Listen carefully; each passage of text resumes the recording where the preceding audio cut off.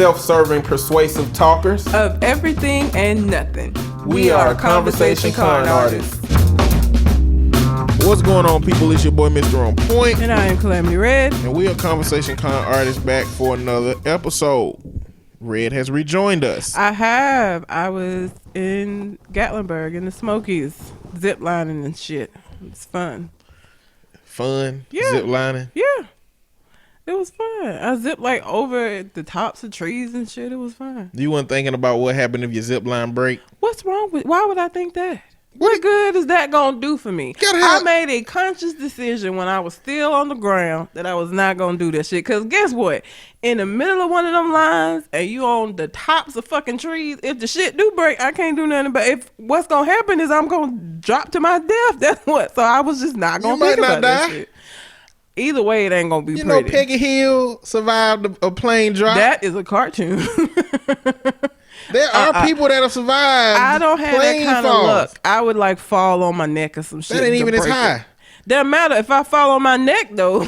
No, you might fall in a tree. No, my luck, the way my luck is, I feel like I would have some injury that they would be like, it was a 1 in a million. How does she manage to do this shit? Like that would be my life. So I made a conscious decision before we even got to the first zip spot that I was just not gonna think about how high up I was, or if the line break, I'm on it. I can't do nothing about it. See, I say the same thing, except I have a contingency plan. Ain't no contingency plan though. That's yes, what I'm telling you. There's nothing you can do.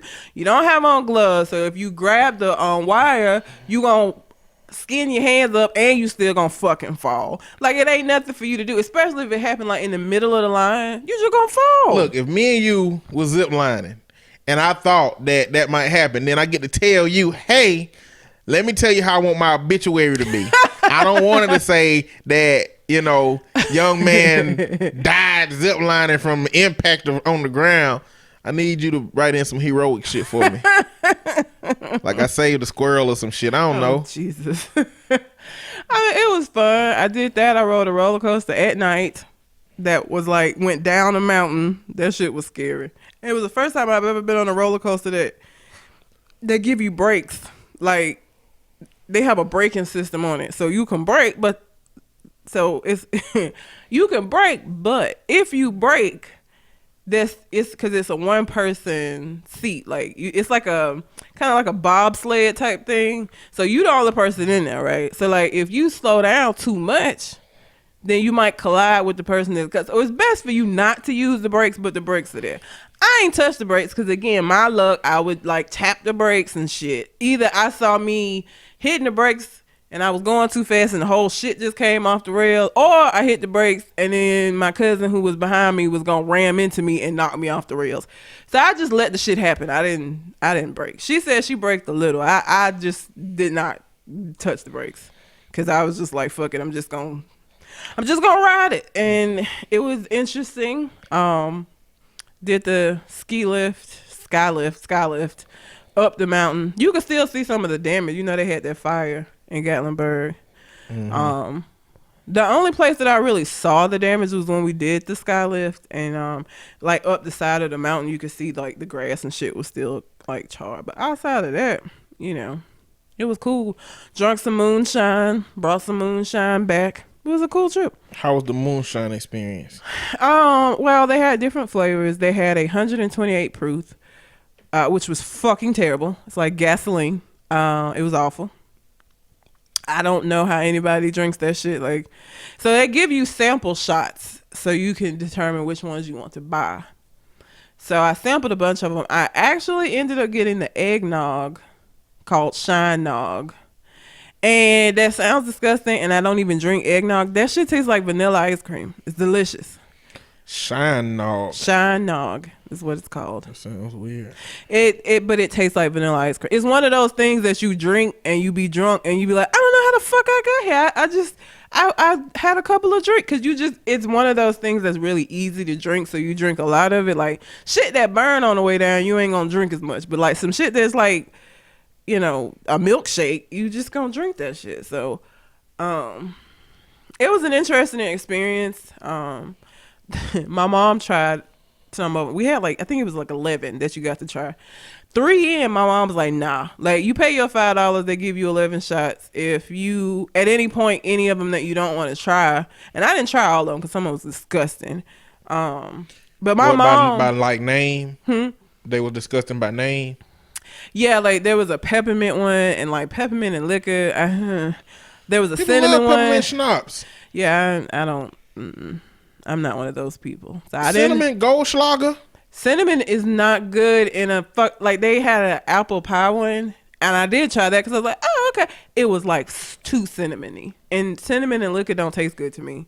So I didn't like the apple pie one, so I was like, I'm damn sure not finna try this fucking cinnamon one. They had a pumpkin spice one, and I was like, white people, let go of the pumpkin. It's too much. I did not try that. I ain't no big pumpkin spice. I like the smell. Like, I have candles that are pumpkin spice in it, but like pumpkin tasting stuff, nah.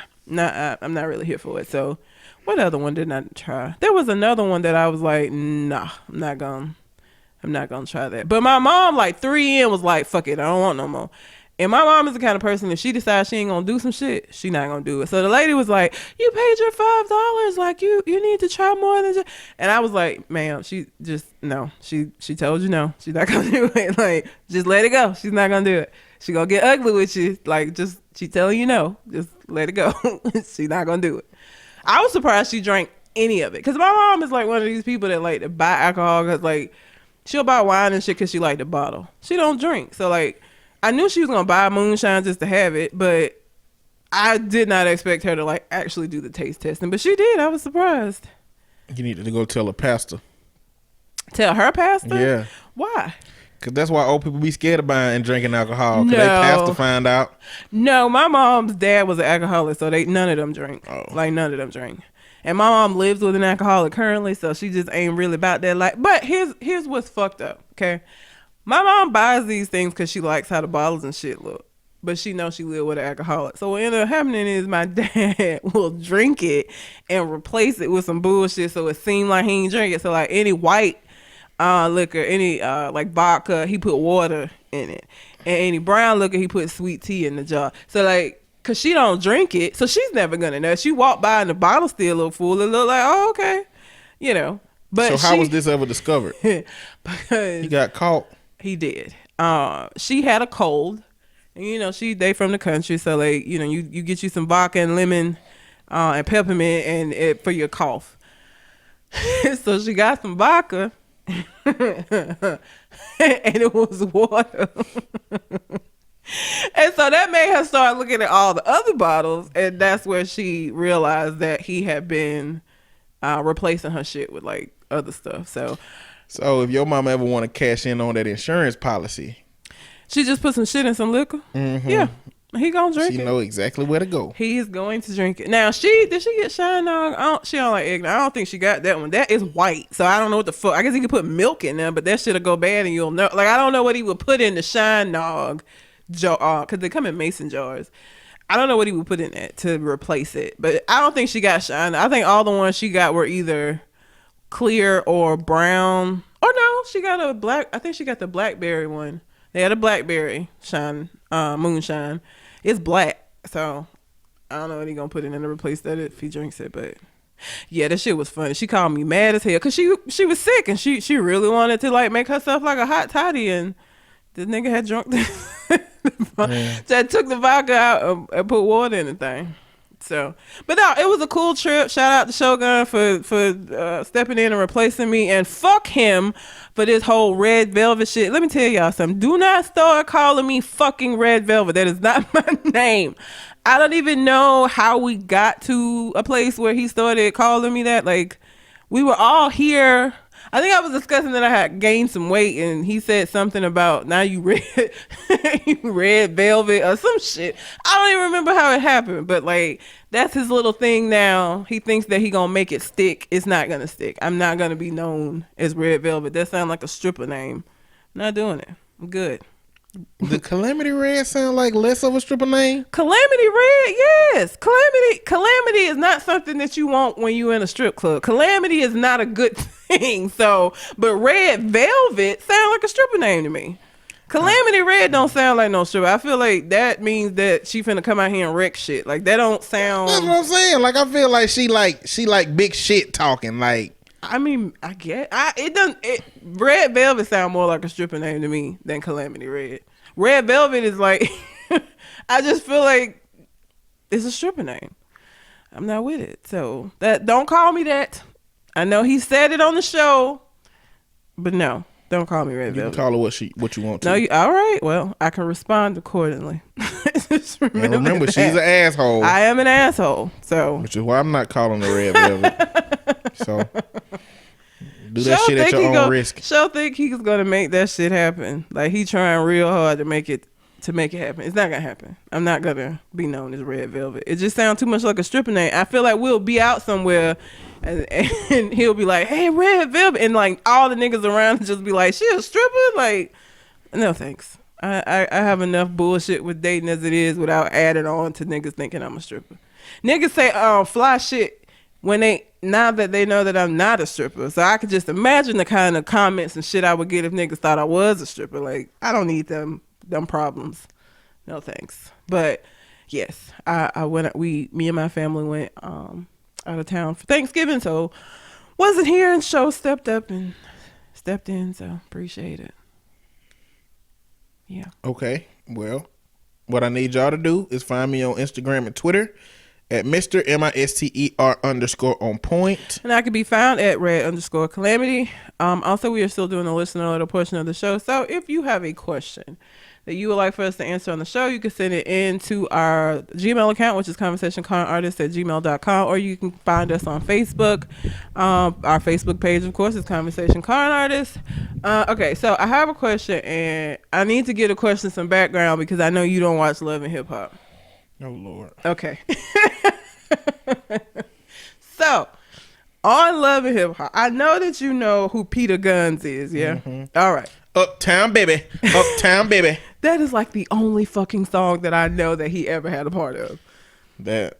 Like, I don't know anything else about him. I'd be fine if the knowledge of that song left my memory. So, for what it's worth. So, on Love and Hip Hop, New York, we find out that Peter Guns had been dating this woman named Tara. They had been dating for like 10 years, had like 2 or 3 kids, I think, at the time. Mm-hmm. Never got married, okay? He never married her in these 10 years.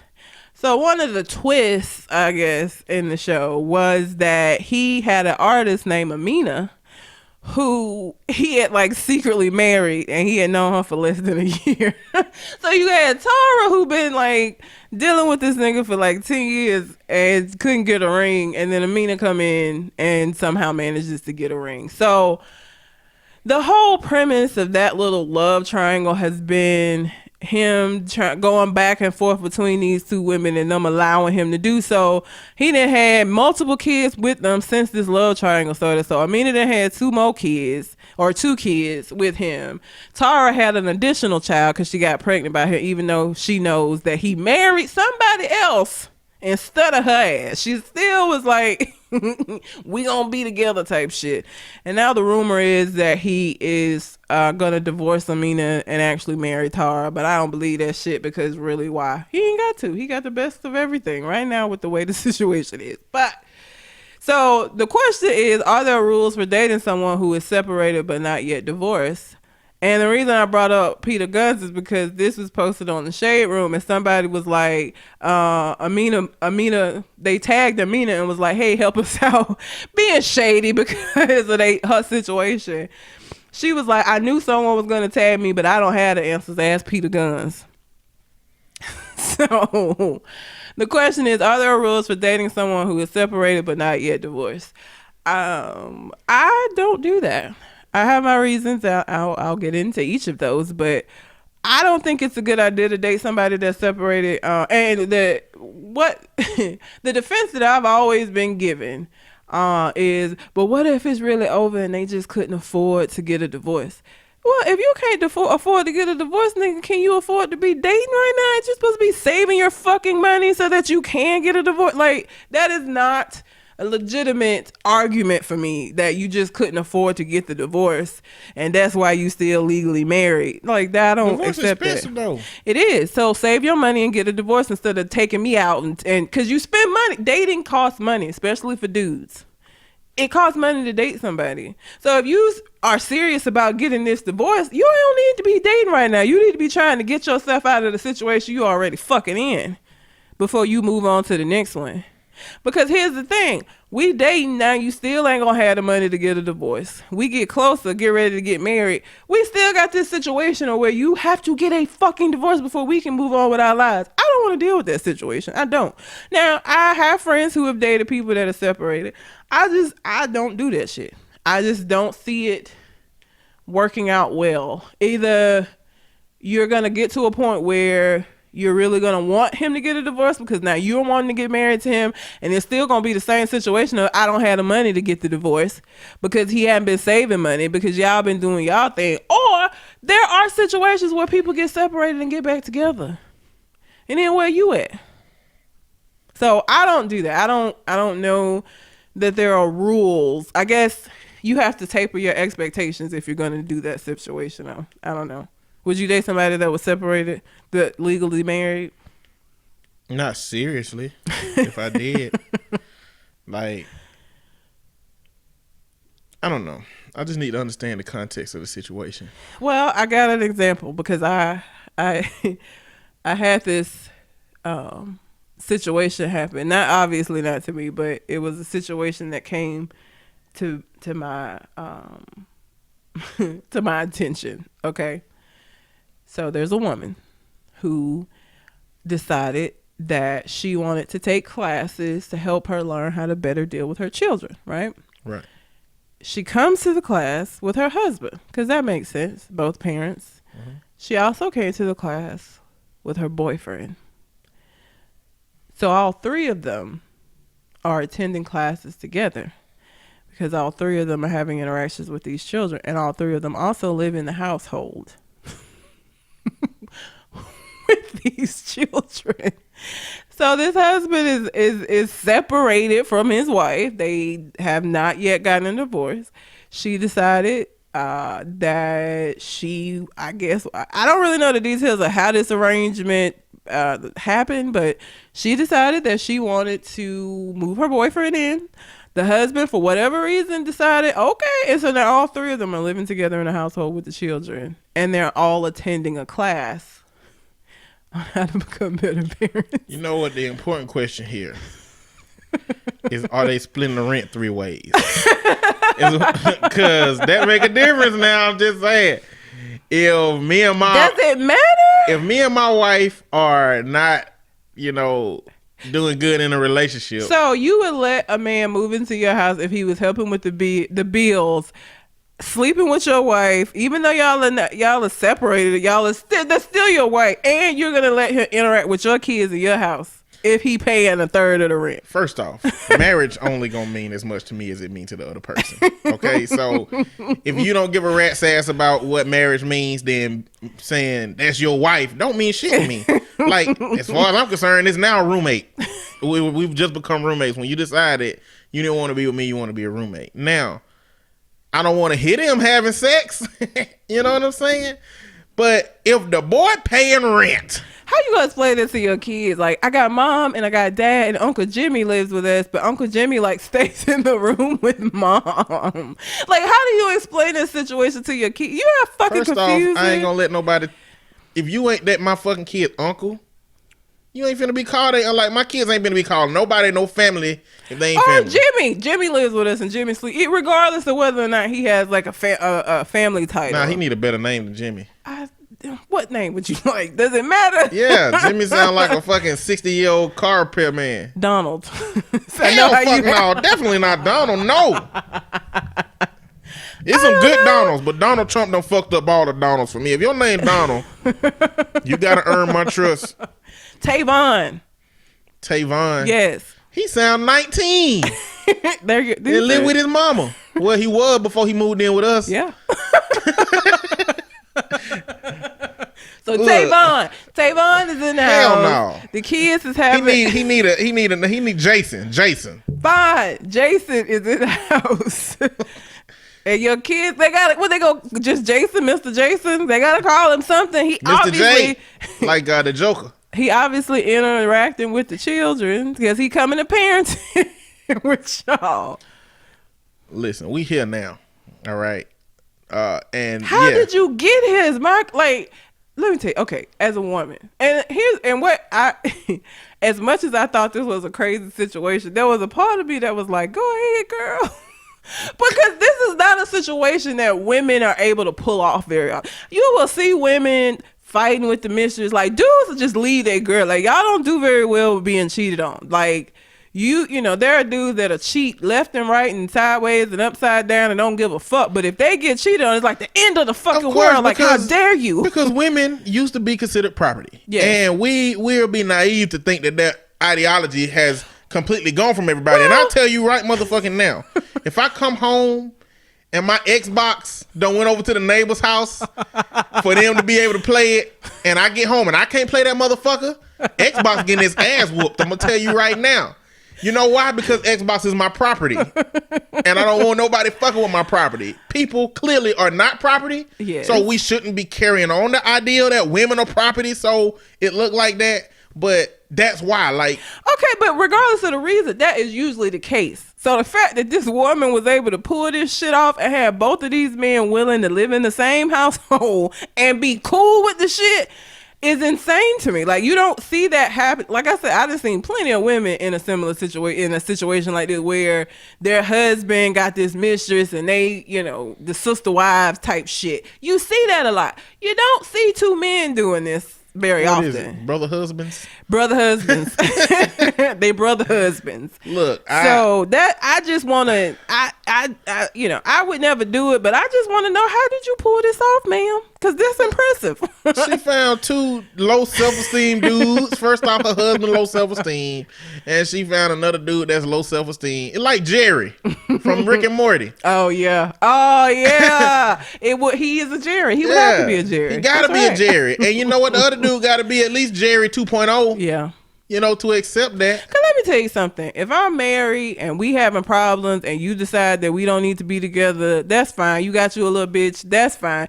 But if you think for a second that bitch is moving in this house, if you want to live with Susie, you better get the fuck out and go move in with her. She not coming in this house. The fuck I look like this? No, we not finna all live in and be one happy big ass family. Get the fuck out. If you want to go and you think that y'all want to start y'all life together, who am I to stand in your way? But she not finna come in this house. She not finna be interacting with my motherfucking children. That's what's not. We ain't finna go to no parenting classes all together and shit. No, you done lost your mind. Listen, we got to dial this conversation back a little bit, because the question you ask is by far not represented by this particular situation. It is. So let's dial it back and come to this. Hold on. He is dating somebody that is separated, and he just happens to be living in a household. Wait a minute. No, that adds a fucking fucked up ass layer to that situation. When you said the question, ask me the question. Are there rules to dating someone who is separated but not yet divorced? So what that means to me is I live in my home. She lived wherever she lived. She was married. I met her somewhere, and I know that she's married and separated. I'm sure it started out that way. Well, that's what I'm thinking about. The rules come from. Like, we're building the rules for that situation. Now, let me tell you what my rules are for that situation. Okay, number one, I'm already going to assume that you're going back to your husband at some point. Okay, I am not looking for this to be no long-term shit. I'm not looking to fall in love with you. If I start catching feelings, I gotta go. Because I'm not trying to set myself up, because you got a history with somebody, you got a whole system set up, you already got bank account, you got a whole system set up, and maybe kids with that person. What the fuck I look like taking a chance on a new job that might give me the same shit when I can just go on back to my old position that I've been in? So I just think that's how you think. Now, because I think like that because you said you're separated. Yes. You know, you didn't say I'm finna get a divorce.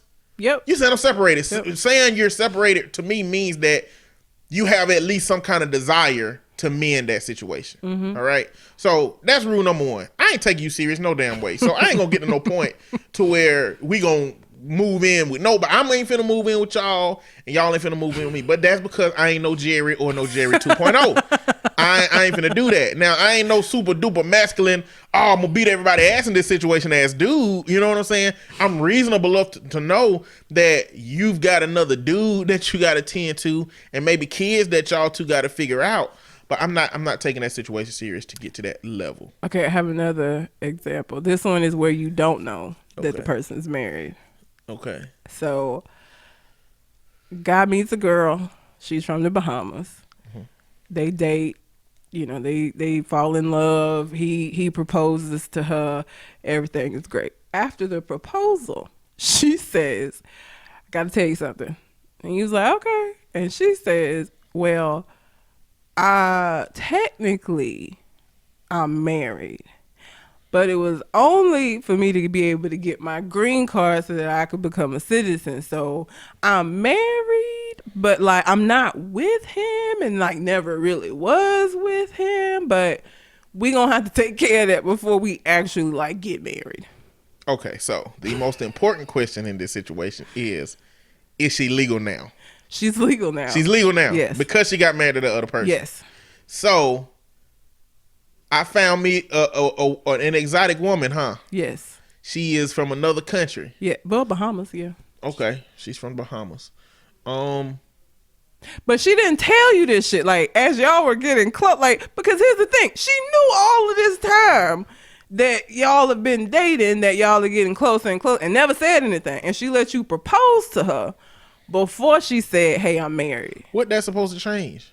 What do you mean what that's supposed to change? What is it? I don't know what it's supposed to change. I'm going to have some trust. You kept a whole marriage from me. Because here's the thing.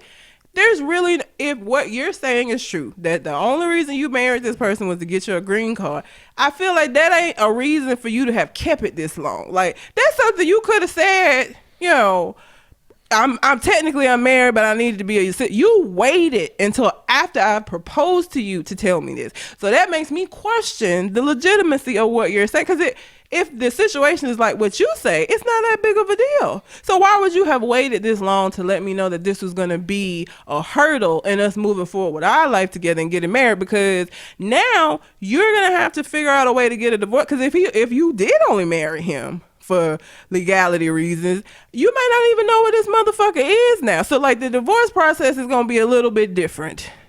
Not to mention, how long ago did this happen? Because I think that there's like there's some things in place to keep people from just doing that shit and then getting divorced after they get citizenship. So I think you have to be married for a while or they'll revoke your citizenship. So it's like, are we even finna be able to do this now? Because we might have to wait another year before you would be able to get a divorce and it not impact your citizenship. Like there's a lot, this added a whole nother layer of difficulty because you weren't honest. I would have a problem with that. It wouldn't be okay with me. It's a conversation to have, but to me, it don't make that big of a difference. Because number one, let me reiterate, marriage is only as important to me as it is to the other person. I could care less. We can common law this damn hoe if we want to. I don't care if we exchange jewelry in front of people. I don't care about that. Now, let me clarify my views about marriage. Marriage is not the end all be all. Marriage is a marker, at best, a milestone in a relationship. It don't change the relationship. But what if you were one of these people who had a different opinion about marriage? Like if like a dude that did take marriage more seriously and did see it as something, like, because he'd been raised to think that it was this big deal, then what? Well, because let me answer the question for myself first. So because of that, marriage is not a big deal for me. If I've gathered enough intel about you and decided that I want you to be the person I spend the rest of my life with, then it ain't really much else. If you got the personality I hope to have in a person and the connection that I hope to have in a person, you got all of that stuff, then that's what I want. Me having that from you ain't contingent upon whether you had been single for your whole life, had never been married. Like, it ain't contingent upon that stuff. It's contingent upon who you are. See, I think we would look at this in two different ways. For me, it's not even necessarily the fact that you're married. For me, it's the dishonesty and you keeping it, because then my Discovery ID channel, mine, is going to then be like, okay, what the fuck else? Like, do you have kids that are back in the Bahamas that you haven't said nothing about? Like, what other things have you not told me? Because, again, if this situation is what you say it is, there's no reason for you to have waited this long to say this. Like, that could have been something that you told me that we dealt with a long time ago. You know what I'm saying? But the fact that you waited this long... And because you kind of have to tell me. Like, we didn't start making plans and setting dates and all of it. Legally, you can't get married. So you have to tell me now. This isn't because you just wanted me to know this. You have to tell me. So what other things are you keeping that you might not necessarily have to tell me at this point? For me, it would be I don't really trust you as much now because you've been, that's a pretty big thing if we're getting married. You already being married, that's a problem. Because it impedes us from being able to move forward and get married. And if I asked you to marry me, obviously marriage is important enough for me to want to do it. So, well, let me just add that as far as saying, like, there is a baseline for what is unacceptable. This just ain't it. Okay. Like, if she told me, look, I got something to tell you before we get married. I murdered my parents and I've been on the run for 15 years from my native country. Okay. This shit over. All right. Now, bye. You know, yes, I've chosen all the things about you, but I didn't know you was a murderer. Like, what if she had a kid? What if she wasn't married, but she had a kid back in the Bahamas that she's now going to expect to come live with y'all when you get married that she didn't tell you about? We can't do kids. Like, at the point that I'm there, it wouldn't have been a lie of omission. She would have had to actively been lying to me because I asked that question. Like, I have conversations about kids, if they want kids, things of that nature. Like, she would have had to been covering up and hiding the fuck out of that shit. Opposed to, maybe I would have asked somebody if they ever been. I don't think I asked somebody if they ever been married before. I asked that question. I'm just curious to know. I don't know. Just if it's a situation where you've actively lied to me and then you come back around, it's different opposed to a lie of omission to where I didn't inquire about it. Well, let's say you forgot to ask. Information. Cause you and when you started dating her, you didn't see a kid, so you assumed that she didn't have any. If you didn't ask, would you then still be upset about it? Well, I mean, like I said, there is a level of things that if I find out it's a problem. Having been married to get a green card to be a legal citizen just ain't big on that. But I guess I'm just not trusting because you're automatically assuming that what she's telling you is true, that she did only marry him to get a green card. Well, I don't give a fuck at this point. But what if it ain't true? What if that ain't what happened? What if she didn't just marry him to get a green card? Well, is she still finna marry me now? Can we resolve the issue with the man? Can she divorce that person? It depends on why she left that nigga. I don't know. Because, again, like I said, with green card, even if she did, they have, like, these systems in place. Because people do that shit. They'll just go get married so they can get a green card. You have to be married a certain amount of time. Like, because if you, as soon as you get your citizenship, you get a divorce and shit, they will revoke your citizenship. So... there might be some other stuff you got to consider in whether or not y'all are able to get married. Well, I mean, I take my proposal back. You know what I mean? Like, I don't, like I said, it's about the level of manipulation. If I feel manipulated, then that's a problem. If I feel like this person just really didn't know the best time to figure this out and this just how it had to come about, like, it's contextual. Like, I will take all of that into consideration, Like I said, for me... back to the separated. Like, I just feel like you having gotten your divorce, for me, that it signals to me a little bit more that you are actually ready to move forward. Because like I said, with you being separated, even if it's because you don't have the money, like, I still feel like that is an indicator to me that you are not ready to be in a relationship. You have some shit you still need to be taking care of. And you dating me is not going to help you accomplish those fucking goals. So for me, like, regardless of whether or not y'all actually are just really fucking done with each other and you just don't have the money, you still need to handle that. That still needs to be handled for me. that still shows me that you are not in a place that I feel like is appropriate for us to start moving forward with our shit, because that's gonna always be there. And like I said, we get moved, we move forward, and now we looking at getting married. This shit's still sitting over here. We still got to deal with that shit. Like, that's still going to be something that's going to impede us from being able to. And I don't know that I want to help pay for somebody getting a divorce. Like, I don't feel like that's my fucking responsibility, to be honest. Like, I ain't married her. I shouldn't have to pay for you to divorce her. Like, I wouldn't want to partake in that. That's something that's separate from me, that I don't feel like I need to help you with. It's more important questions to ask to find out, like, have you ever had a train ran on you with like more than 3 or 4 dudes? Who the fuck is gonna answer that, honestly? There are people that will, but most people will not answer this shit, honestly. Have you ever been on the unglory side of a glory hole? Oh. Like Jesus.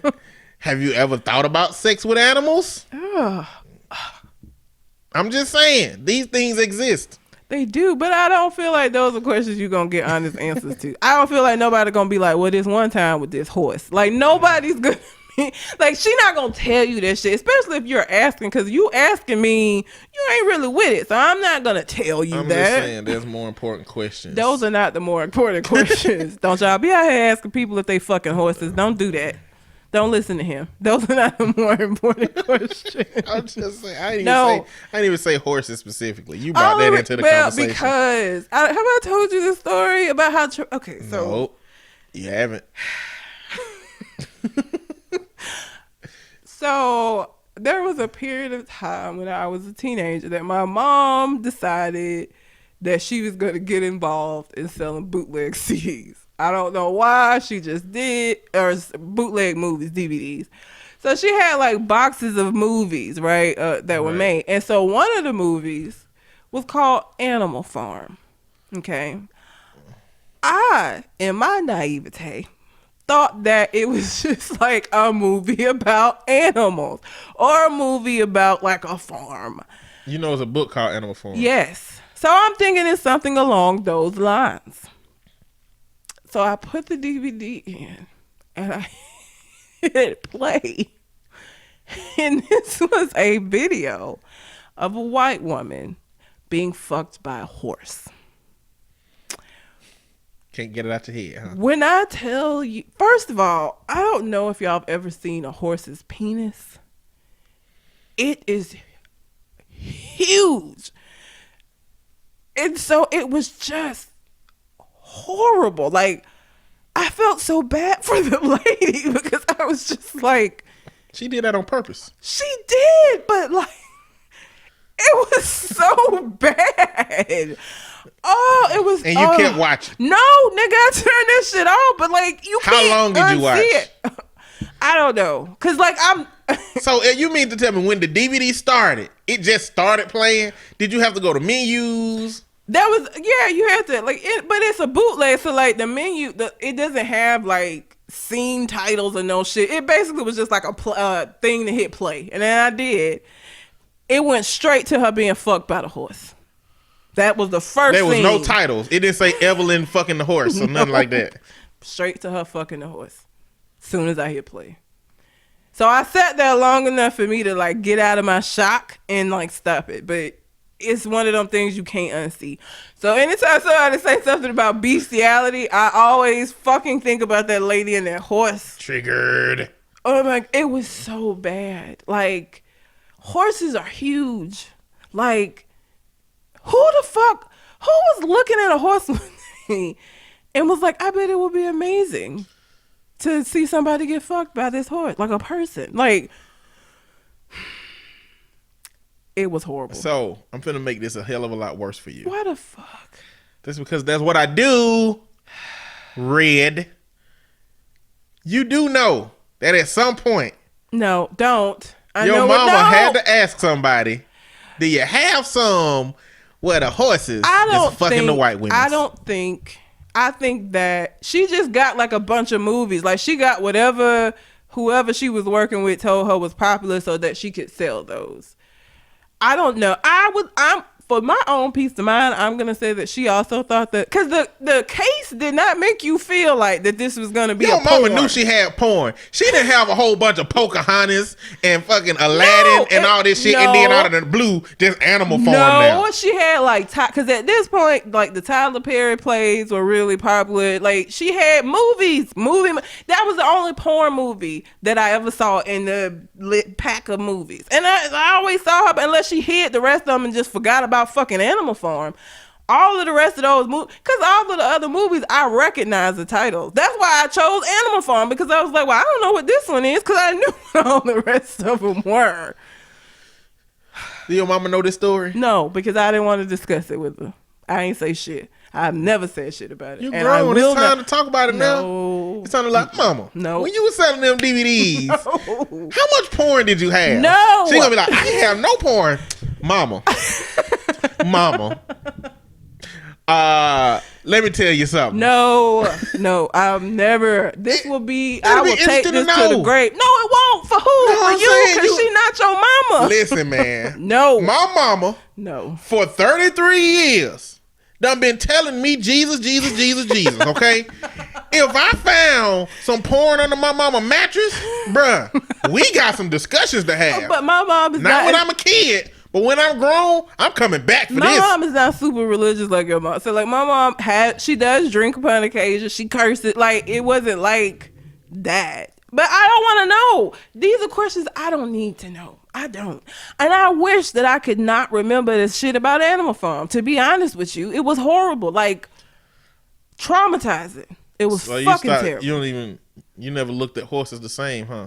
I mean, I don't go looking between a horse's leg. You can't even You ain't gotta see a horse penis to know that a horse is what you saw in the video. Think about it. And the only time that this comes up is bestiality specifically. Anytime somebody starts talking about that shit, it always comes to mind. I knew it was odd for you to say horse specifically. That is why I said horse specifically. Because I've seen it and it's horrible. That was so fucking terrible, man. And then, so William, my younger brother, was at home at the time.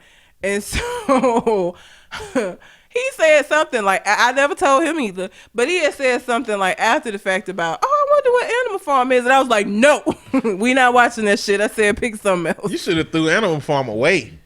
She took the movies away a bit. Like, so I don't know where she sold them. I guess like maybe at work where she worked at the time. So like when she went to work, the movies went with her. So like she took them away and eventually Animal Farm was just not left. So people were buying it, I guess. I don't know. I wonder if there were a shit ton of people who bought Animal Farm thinking it was one thing, or did everybody know what it was? Like, did everybody who bought Animal Farm like, oh shit, I'm finna watch this bitch get fucked by this Well, one? that you shouldn't assume that if you want to maintain the innocence that you think your mama got in this situation, because if your mama was selling Animal Farm to people who knew what it was, then your mama had to know what it was too. I just don't feel like, Or she was like, damn, this Animal Farm popular. Let me see what this is. I don't need to know. I don't even know how the fuck we got on bestiality. How did we arrive here? This is what we do. I don't even remember how we got here. But I was talking about the lady having kids, and somehow we got to her fucking animals. Oh, that was one of the things you couldn't deal with. Oh, yeah, like... Or questions you have to ask. Don't ask people about them fucking animals. That is not a question you need to ask. Unless you think they might have. They're not going to answer honestly. Nobody's going to like... I don't feel like that's something people are proud to say. Like, I fucked the shit out of her. It's like... that shit was so terrible. Can we not? Let's move on. I don't feel like that. For me, there are no rules. I feel if you were gonna do it, I would say taper your expectations. Understand that you are in a situation where the person that you are with might work the shit out, because that's what separation is for. Separation is made. It isn't made for people who can't just get a divorce. The shit is supposed to be for y'all to try to work it out and determine whether you want to get a divorce. People just use that shit because they don't want to get the divorce, don't want to pay the money to get the divorce. But separations are designed for you to try to work on your relationship and decide whether or not you want to stay together. So you are taking a risk that they might work the shit out. You're just gonna be left out here in the cold. So if you're gonna do that, taper your expectations, recognize the situation that you are in, I would say. And I mean, it works out for some people. I personally just feel like it's enough shit dealing with relationships. I ain't finna add that you being married, legally married on top of that. Like, fuck it. I don't think I would leave. I don't think I would separate from somebody. I wouldn't. We getting either we working it out or we getting a divorce. Yeah, ain't gonna be no little middle ground or what happened. You know how many cases where a woman get pregnant or a dude get a woman pregnant during in the middle of the separation? Yep. I ain't trying to have no complicated ass shit added on to Either that. we together or we not. But that's what I'm saying. Separation is not supposed to be for you to be out here fucking folks and making babies. Because if you're going to do that, then you might as well go and get the fucking divorce. Separation is designed for you to work on your relationship and determine whether or not this is salvageable. And sometimes it's hard to do that in the same household, so you separate. It does not mean that you are free to go fucking whoever. So I would just say taper your expectations and know the situation. Understand that at any point during that separation, these niggas can decide they want to get back together, and it's nothing for them to get back together. You understand? Because they're not legally divorced. It's nothing for them to just resume this relationship. And a lot of times there are ways to get a legal separation. Most of the time, people don't even do that shit. They just call themselves separated. So it's nothing for them to get back together. It isn't like a difficult process. You know what I'm saying? They just go back and move back into the house with their spouse and they continue living their life. So just know where you at and know the situation and what could potentially happen, and just be prepared if you're going to decide to date somebody that's separated, I would say. Pass. Next question. Like, what's that show with Steve Harvey? And his mustache. Family Feud. Okay, yeah. Okay, so if y'all have a question you would like for us to answer on the show, you can send it in to our Gmail account, which is conversationconartist@gmail.com, or you can find us on Facebook, conversationconartist@gmail.com. Since we're talking about marriage and divorce and these things, there is a North Carolina man that is suing an NFL player for seducing his wife. Damn. How you mad at the man? A man by the name of Joshua Jeffers is suing Philadelphia Eagles Fletcher Cox. Why his last name has to be Cox? Of course he gonna seduce your wife with a last name like that. Name? Joshua Jeffers. Okay. And the NFL player's name is Fletcher Cox. Everybody black? Yep. For seducing his wife. Yes, you read that correctly. Jeffers is alleging in his lawsuit that he found Snapchat messages and explicit photos in his wife's phone from Cox, and is now suing him for alienation of affection. Ain't that what you do for the person, your spouse? He's seeking coins to the tune of $50,000 for damages Cox has caused his marriage and the substantial emotional distress Cox has caused him. They white. They are? Let me see. Oh. He got a black name, though. Yeah. Fletcher Cox? What? No, Fletcher Cox is definitely black. Joshua Jeffers. Oh, okay. He white. Oh, so then she fucked a black man. That's what it's really about. He's either... I'm sorry. He's either racist all the way or not racist at all. So the difference between... Oh, God. You know you don't have to say this. You don't have to. I'm going to. The difference between his interaction with her when she found out was saying, I can't believe you had this Negro penis, versus, I can't believe you had that nigga's dick. That's the difference. That's how you know if he's racist or not. Jesus. Extreme measures. You got to take extreme measures to find the racist. Guess it don't... If you want to know if a white man is racist, you got to punch him in the face and see what he say. If he call you a nigga, he's racist. If he just get mad and just start shaking, You all right. But he finna kill your ass, though. probably He finna finna go kill pop you. the trunk. Joshua, your wife saw an NFL player and she had sex with him. It happens. You suing him is crazy. Why you more? I don't understand how people get more mad at the person that your girlfriend, wife, whatever cheated on than you are at your girlfriend or your wife. She should have sat the fuck down. She knew she was married before she went over there jumping on his dick. How you mad at the man? Don't be mad at Fletcher. Fletcher didn't do anything but do what NFL players do. They fuck bitches. Your wife just happened to be one of them. Apparently in a text, I'm reading the text messages. It says, Cox replied that he wants to get her pregnant. You were just saying you weren't ready to settle down when we were at the hotel. I'm not going to be a single mom. Oh, see, now she racist. She out here assuming because he a black dude, she going to be a single mom after they have You sex. ain't going to be a single mom, bitch. You got a husband. He said, you ain't going to be no damn single mom. She said, I'm just telling you how I feel, boo. Oh. He said, listen to me. She said, I'm listening. He said, trust me. She said, and loving everything you have to say. He said, exactly. Get to know me on other levels. Are you scared of something? She said, hell no. He said, well, let's do. He can't text. He's a NFL player. I don't imagine many of them are all that smart. But I feel like I barely know you. I want to know it all. Your family, your friends, your past, everything. I really like you. Trust me, that's going to happen. Okay, I trust you. Well, let's have a baby. What? I want to find out everything about you, but in the meantime, let me impregnate you. How the fuck does that make sense? So apparently they had another conversation. And apparently I guess they played the Jets and he said Jets, but I won't play. The end of his text. She said, well, then there's no reason for me to watch. He said, haha, not at all, baby. And she said, I'll bartend tomorrow night. He said, I want to get you pregnant. He said, best response ever. That's what she said. We make some damn beautiful babies. He said, I'm dead ass serious. She said, like I said last night, I want to get to know you, babe. I know we're compatible sexually, but I want to know we're on other levels as well. Imagine a husband reading this. Bro, his stomach is hurting. It feels like his stomach being wrung out like a sponge. It feels like his heart is being poked with little pins right now. Like real little ones. Like acupuncture, like sharpness. Oh, shit. He ain't happy right now. Oh, Lord. That is terrible. And he only suing him because what would he be doing if this dude was just a broke dude down the street? And it's her motivation just because he in the NFL. Yeah. Because he ain't even playing. This man might be making 5-figure salary.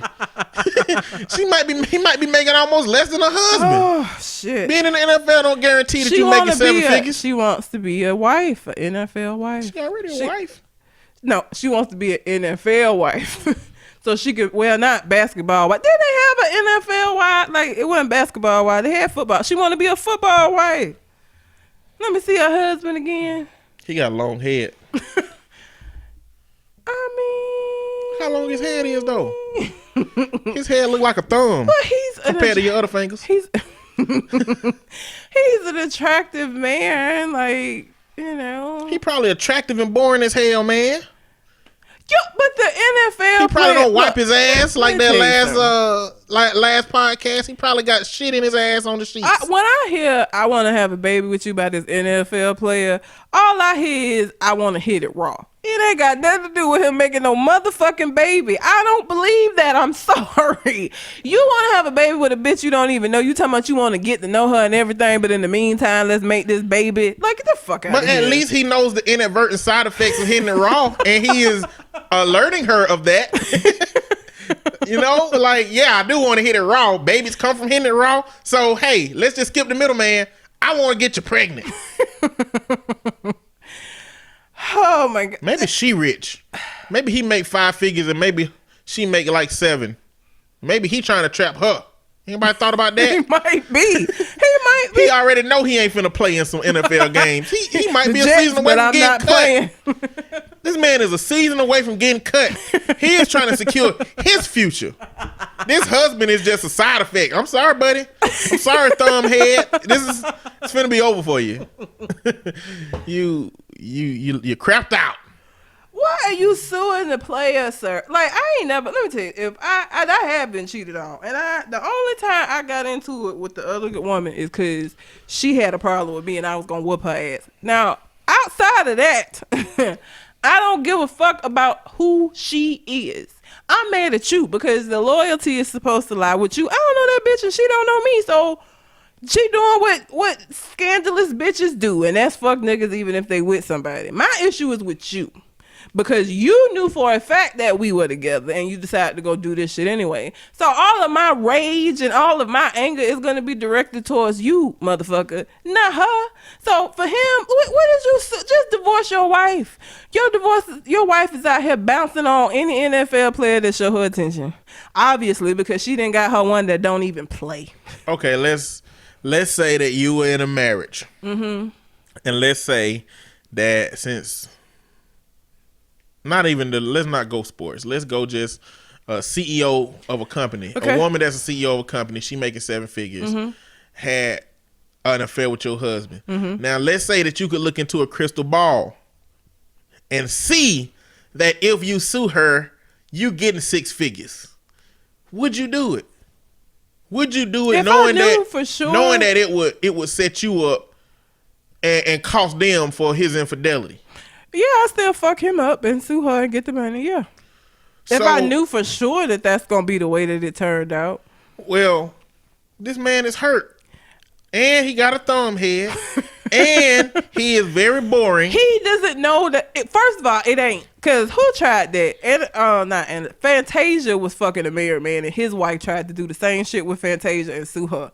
That shit don't work because there's no law. That NFL player did not break any laws in fucking her. None. Biblically, he cheated as the adulterer, fucking somebody knowing that she like he broke no laws. You had no grounds. They might have a prenup. Who? Them two. Okay, but the prenup only applies to the spouse, not to anybody she might be fucking. He don't have a leg to stand on as far as suing this NFL player. That's what I'm saying. You feeling better, I guess, by doing it. You're not gonna get no money from it. He didn't commit no crime. He didn't break a contract. A prenup is a contract between you and your wife. Now, your wife broke the contract. I suppose maybe you could sue her, but you ain't finna get nothing from this fucking NFL player, sir. He don't owe you shit. Your wife is the one who decided that she was gonna entertain this shit and have sex with this man. Apparently, the laws in North Carolina make it worth a shot. Really? It says in North Carolina, married people can sue for alienation of affection, which is what he's doing. And it says a bad look, but he's hoping to get $50,000 out of Cock, which is worth a shot given the laws in North Carolina. But he's also got to consider the downside of the lawsuit. Now the world knows that a rich fat man, 8 years his junior, stole his wife. That's not exactly something one should be eager to publicize. Well, and here's it. Ain't nobody in NFL fat. And maybe why he on the bench. No, if he in the NFL, he's at least solid. Let me look what he. I'm curious to see what the nigga look like. Oh, this him. He look like a fuck boy. Yeah. He look like he tell you that he want to get you pregnant, hit he you look raw, like he and then telling make multiple bitches this. Like she that, ain't the only one. And he will make you a single parent, a single mom. I mean, here's the thing. You get your $50,000. Let's say he does win. Your wife still fucked the nigga. She literally fucked a black man and embarrassed you. That $50,000 is not gonna make that better. It's not. It ain't. But not having nothing from it gonna make it worse. It ain't gonna make it worse. It's just a fucked up situation. Like I said, I've been cheated on. Don't nothing make that shit better but time and just getting past it. It ain't going. $50,000 is not gonna do shit for him. It's not like pay off his loans and now pay his mortgage off. Not everybody know. You done made it to where not everybody know what the fuck happened. You could have just divorced her ass, told your family and friends she was cheating, whatever, and then only your circle of people would know. Now the whole fuck anybody who come across this story know this shit happens, and now you got all of this embarrassment and you hurt. $50,000 is not gonna erase that. It ain't.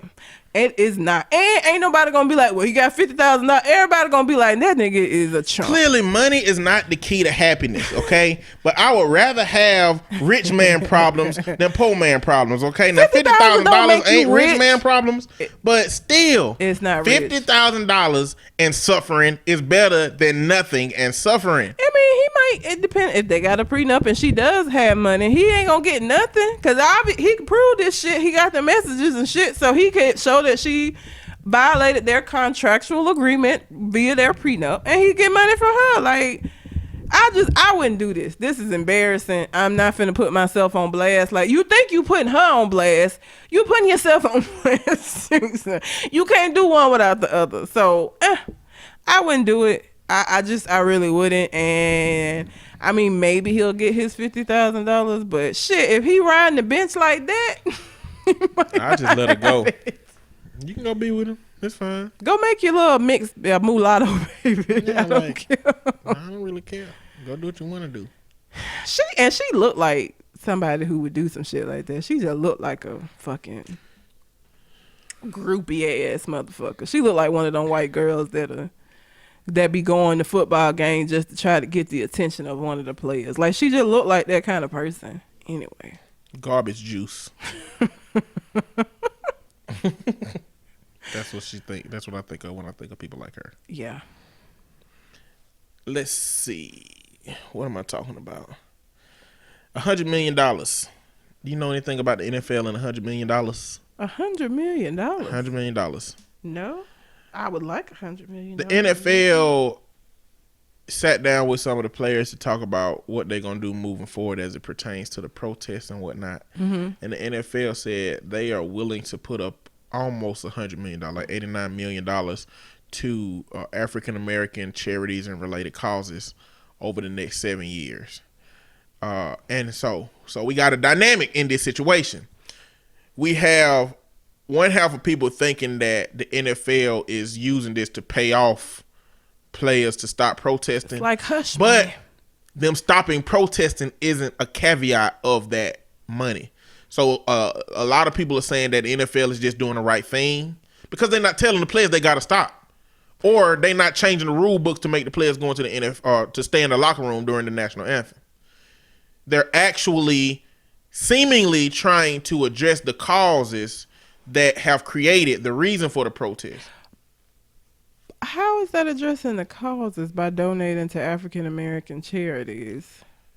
If the cause is police brutality and the mistreatment, not just African American charities and causes, like not just charities. But is Black Lives Matter going to be one of those?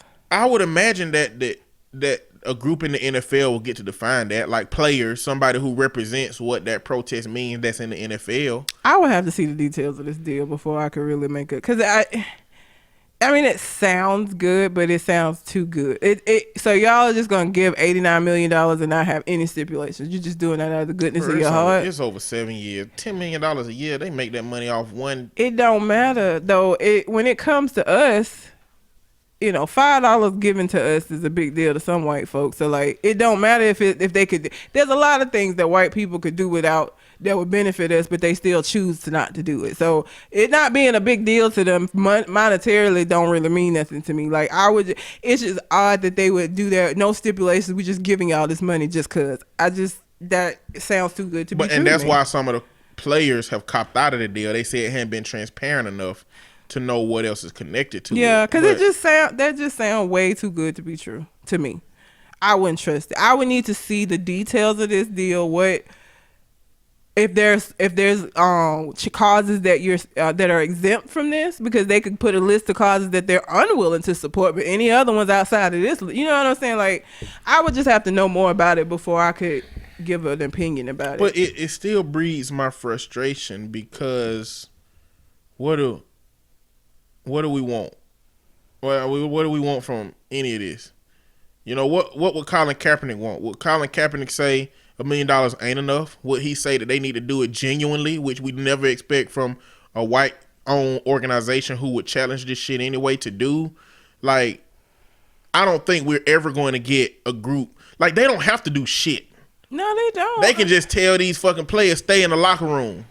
They can tell these players, stand up or your ass is gone. Like, what do we expect them to do? Like, this, is something better than nothing? Or are we only willing to accept something on our terms? If I saw the terms of this agreement and it didn't seem like it was no shady shit involved, where they weren't telling them that they couldn't continue to protest, where they weren't saying, well, we're not going to, now it can't be these particular organizations, and the organizations that they are saying are the ones that are fighting against police brutality, then I would be more accepting of it, I guess. But I just feel like it's the same way with like reparations. That is how I feel about reparations. Even if they gave us money, if all of the systems in place continued to stay the same, we just be oppressed people with money. Like shit just still. No, we wouldn't be oppressed people with money because we're going to put the money right back into the system that gave it to us, and now white people just get to say y'all shut the fuck up. If we can't have, I want to take money. If we can't have something that will help build wealth, like give us land. You know what I'm saying? Muster up some land. Give us land. Give us something that we can build on. Don't just give us a paycheck. So I wouldn't accept that. But that's what I'm saying about this money. Like I would have to see how the money could be used. But this is a private business. It ain't like this the government. It ain't like you're trying to get this from the government. I understand that, but if they're, even with them being a private business, if they are saying that we see that what y'all are protesting about, we understand what y'all are protesting about, and we're giving you this money because of the protest and what you're protesting about, then it does matter if they understand. If they truly understand what the protest is about and their goal is to really help the cause that's being protested, or if they're just throwing money at it to say we did something. Well, I don't care. I don't care. Why? Because I don't expect a white man that owns a football team to genuinely give money because he understands the cause and he is genuinely trying to change it. I don't think that's something we will ever get from a 70-year-old ass Cowboys owner. But if he's willing to participate in that and allowing the people who do care to disperse that money in the communities that will help, that's different. So, like you said, yeah, we need the measures, but I am not looking for no genuineness.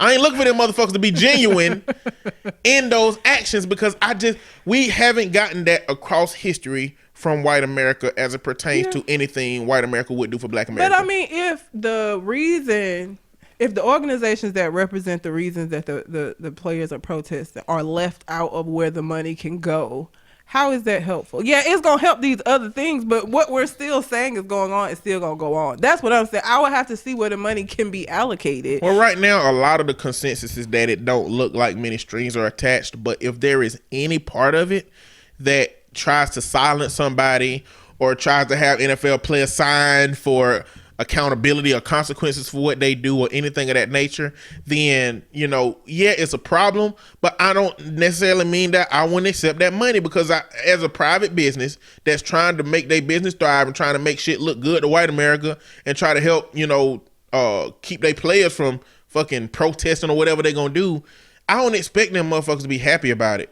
And I don't expect them to do it because they understand the plight of the black community. I don't expect them to be happy about it or to understand. All I'm saying is, if they're gonna do it, I even if they don't really care, I just don't want them to put measures in place that would keep it from doing the good that we need it to do. Because just having money and not being able to do what you need to do with the money, if somebody gave you money and said, but you can't pay no bills with this money. Well, you know what? I'm looking at it like, if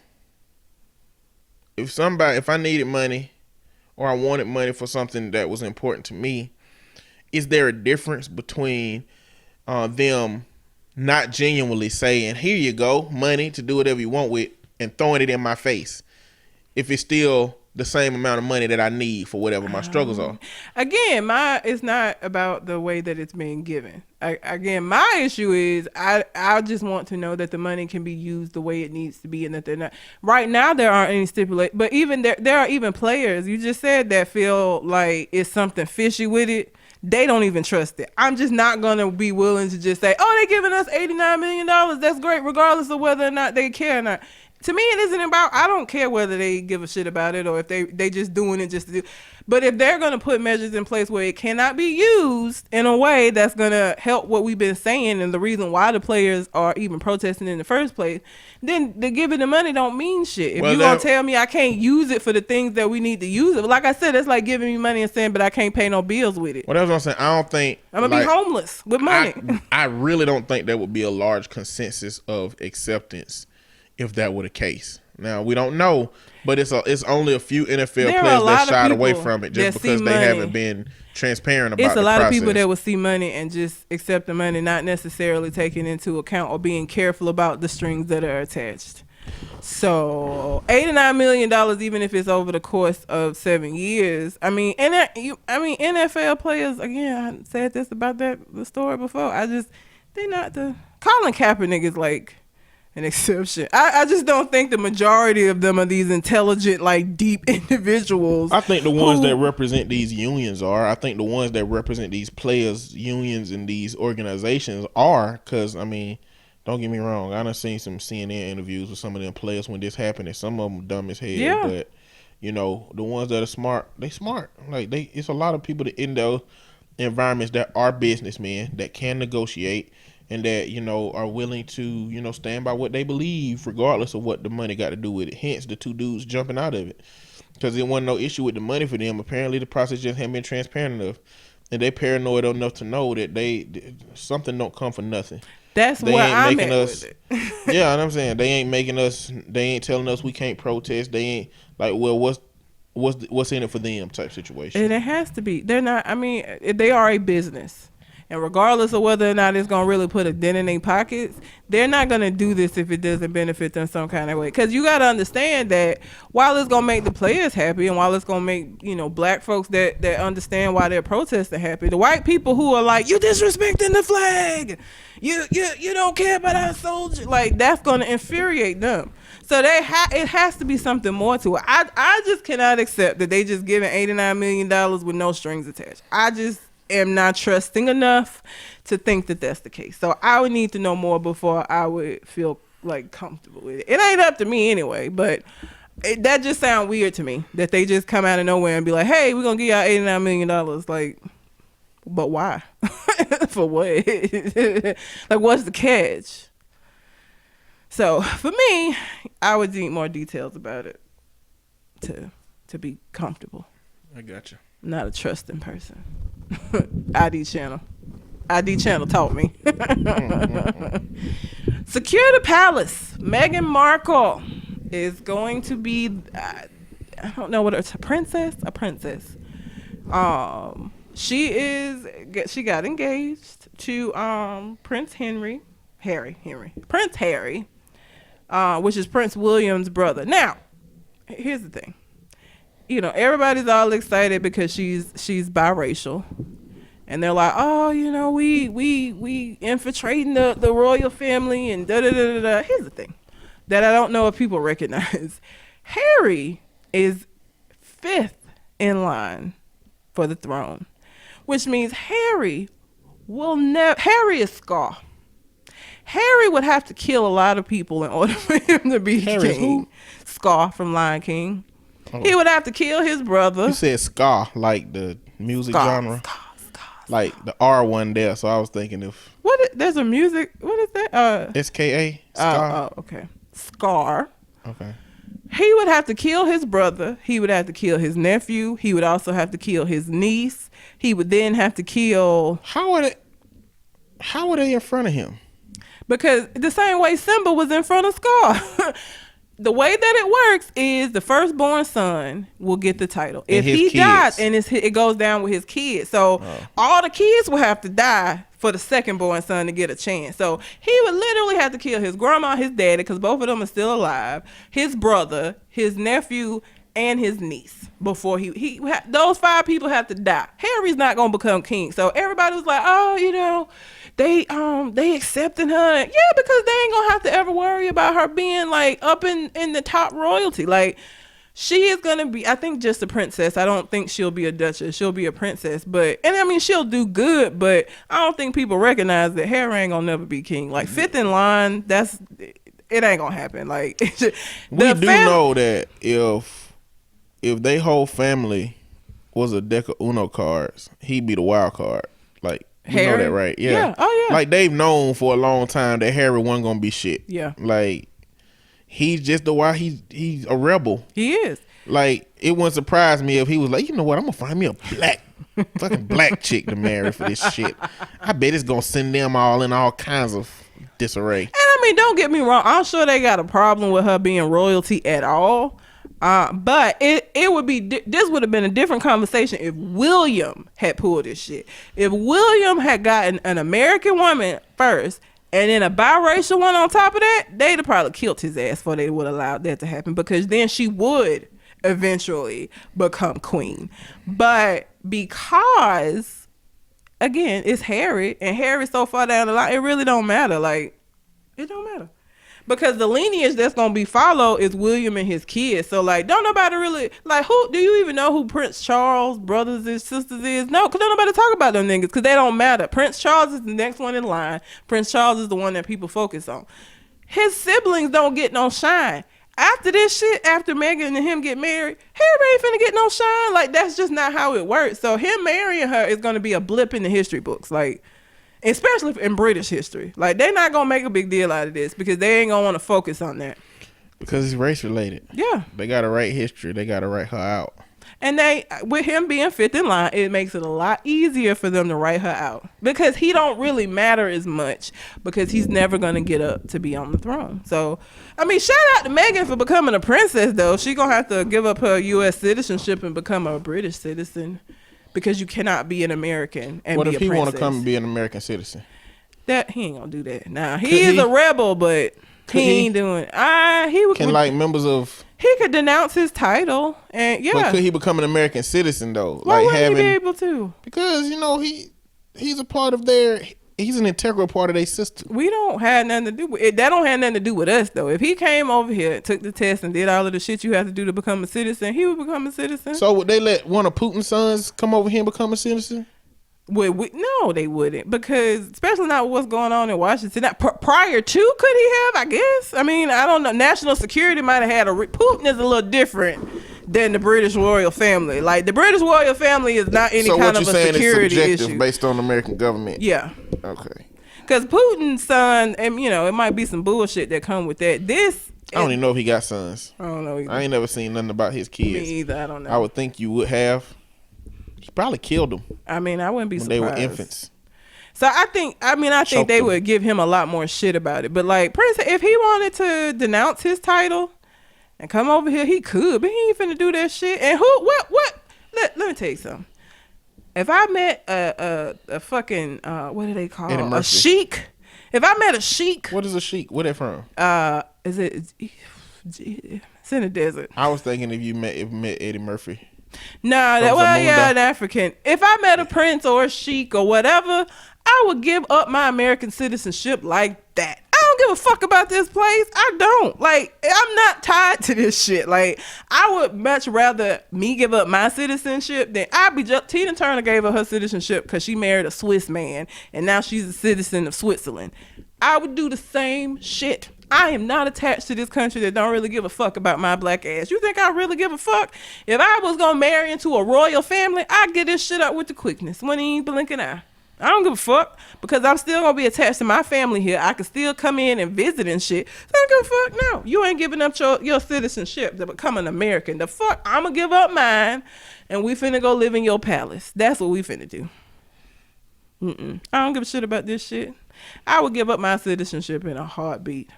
And I'm sure Meghan feels the same way. Plus all of the stuff that she's gonna get to do as a princess of the royal family. I mean, she's not gonna act anymore. She's giving up her acting career because they do a lot of they have to go to a lot of events and do a lot of speak. Like, she's gonna be busy as a princess. Like, Harry do a lot of stuff. He fuck off, but he also does a lot of stuff as well. She don't need no acting career no more. I mean, I ain't never seen her act anyway, so I don't even know if she good or not. To be honest, good. She in Suits. She good. Suits is a good show. Never watched it, but yeah. So once she marries him and becomes a British citizen and is in her. I mean, she's doing events now. Like, she just did her first event this week with him as his fiance. So she gonna be busy, too busy to be able to do acting and this apparently. But shout out to her. And let me just say this. Everybody is upset at her because she said that she identifies herself as biracial and not just as black. I don't get offended by that because I understand the premise behind it. You have two parents. Like, she told a story about taking a test at school, and when she was younger, like, they just had black, white, Hispanic. I think that might have been it. And so she didn't know what to mark because she felt like if she put white, then her mom was gonna be offended, and if she put black, then she leaving her dad out. You know what I'm saying? Like she has two separate cultures. So like people who get mad at mixed people who won't just identify as black, y'all need to sit the fuck down. Like for me, I don't get offended by that because I understand that you have two parents from two. Now, what the world sees you as might be a little bit different. Now, Meghan Markle, I feel like can pass a little bit better than some other mixed people. When her hair straight, she just looked like a tan, like she might be Greek. Like she pretty light skinned. But I don't get offended when mixed people say that they don't necessarily consider themselves as black or white because they are a mixture of the two. And to pick one means that, I mean, you know, what does that say about the other parent? I don't get offended either, but I understand. I mean, it's the way the society's set up. When you go back to talking about the one drop rule, where if you got one drop of black blood, you black. You know, I mean that. So I understand how people can not understand how they don't embrace their blackness, but I they don't think also it's not embrace. That's the thing. It's like either you embrace black completely. Like you can't say that I'm both black and white. If you say that you're not just black, then you're not embracing your blackness. when I say embracing their blackness, I mean that side versus embracing their whiteness. Yeah. When they don't understand how somebody can't embrace their blackness because they don't know how it feels to have another parent of a different culture. Yeah. And so they can only see it through a certain limited lens.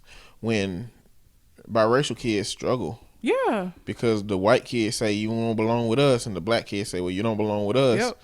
And they have really a hard time coming up with their own identity. And then if you grow up in a family that is a single parent, which one is black, which one is white, you got a situation. Yep. You know, and then when you grow up in a family where you got both of your parents, how do your parents really handle that? Which side do you gravitate to? Like, is the black side kind of hood because they grew up in poverty? Is the white side kind of redneck trailer parkish? You know, like all of those things make a difference as to how a child chooses to identify. I think the Maori siblings are a good example of, because they have I think their mom is black and their dad is white. Mm-hmm. One of the twins married a black man, other twin married a white man. And now the black guy he ain't like hood, but he also isn't like this, he's just a black dude. The white guy seems a little racist to me. Like, he just give me racist vibes. He's traditional Republican, but which always give you racist vibes. Yeah. But he was like a Fox News cast. Like all of them give off the racist view because they network. We already think they're gonna say some racist shit anyway. But I mean, they were raised by both of their parents, and they both chose. One got married to somebody black and is having kids that look more black, and then the other one got married to somebody white, and her kids are light as fuck. Because they got more white than black.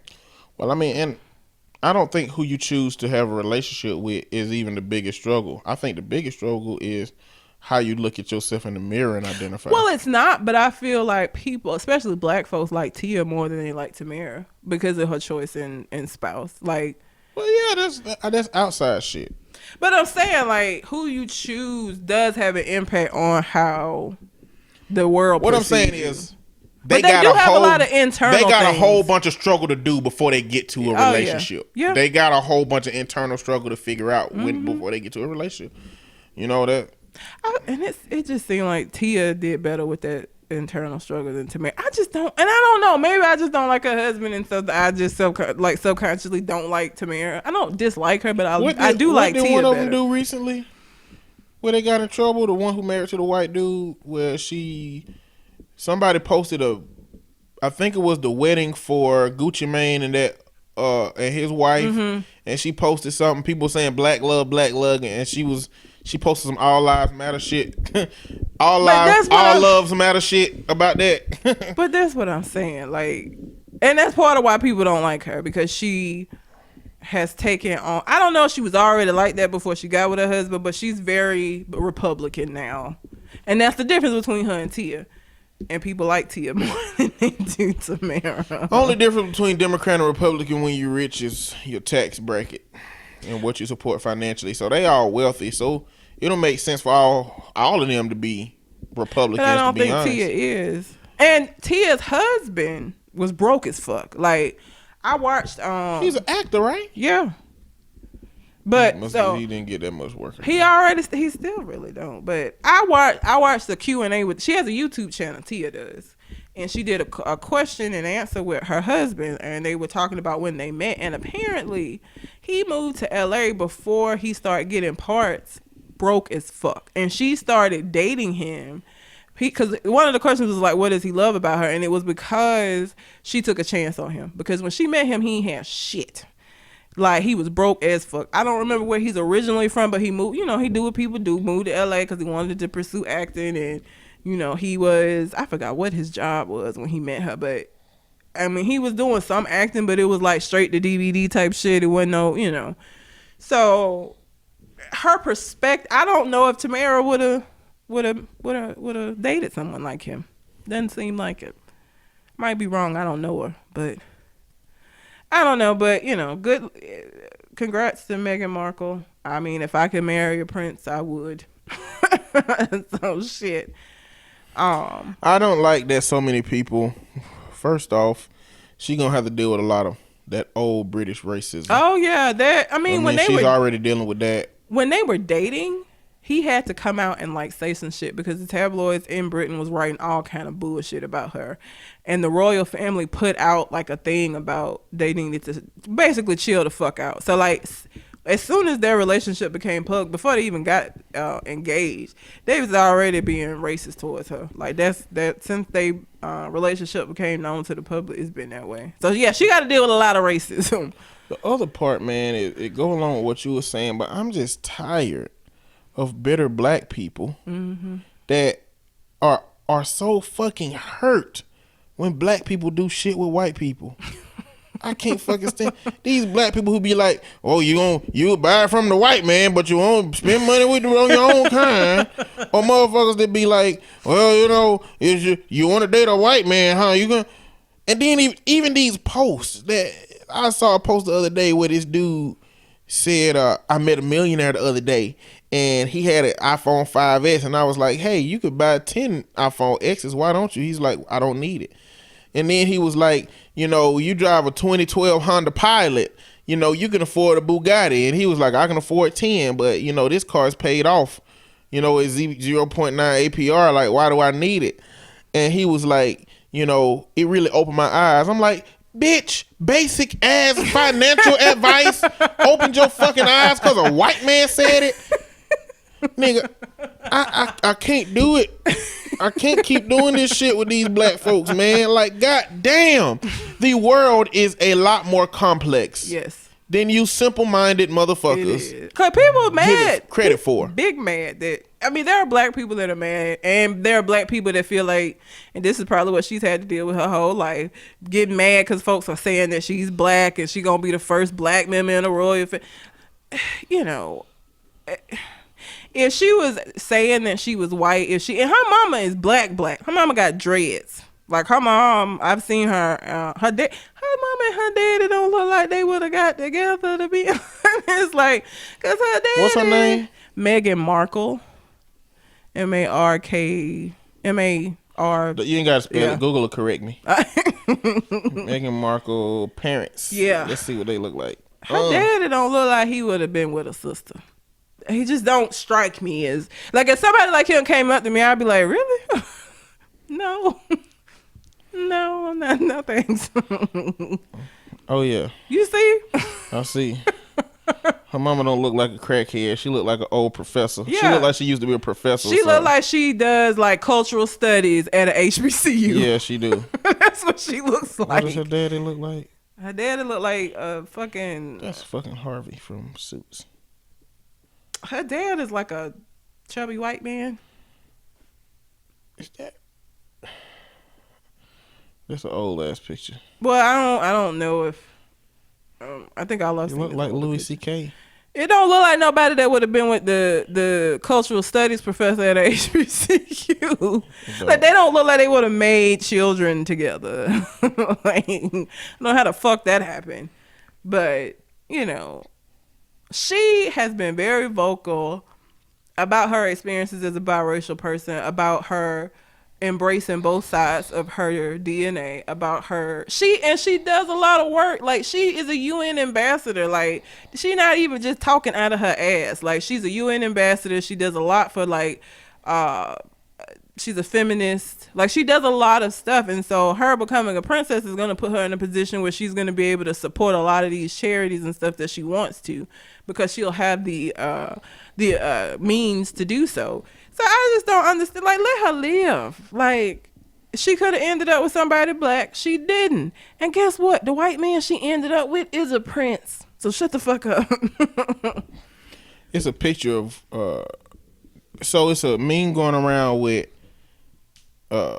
Harry, like, with his hands up, like a black dude pointing down at folks like he mad about something. Mm-hmm. Like, he got him, like, the two fingers pointed at him and like the thumb up. Yeah, like, he legit mad. And people looking at that, like, when I think some of the memes was saying stuff like, when I saw this pose or this picture, I knew Prince Harry was gonna date a black woman or some shit. And then they got a picture of him, like, in a Nazi uniform, and I don't know what the context of that is, but it had him dressed up as a Nazi, and you know how they do, man. The internet just go. The internet never forgets. Yeah, I don't know what the context of that was, but I mean, look, he was real. He got a huge crush on Rihanna, and was so excited when he got to meet her. Now, if he had tried to marry Rihanna, that might have been a different thing. Hell no.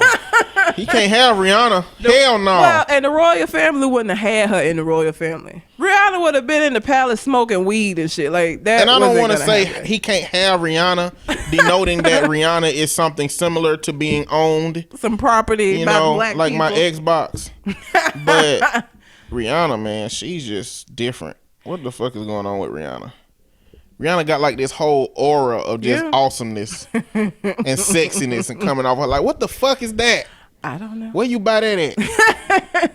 Well, he apparently was also touched by her aura and was very vocal about his excitement when he got to meet her. But the royal family, now that they wouldn't, even with him being fifth in line, I don't think that would have that wouldn't have went. They would have really had a problem with her. Cause Rihanna don't give a fuck, and Meghan Markle will play ball. I feel like she will learn the etiquette and do accordingly. I can't see Rihanna as a British royal.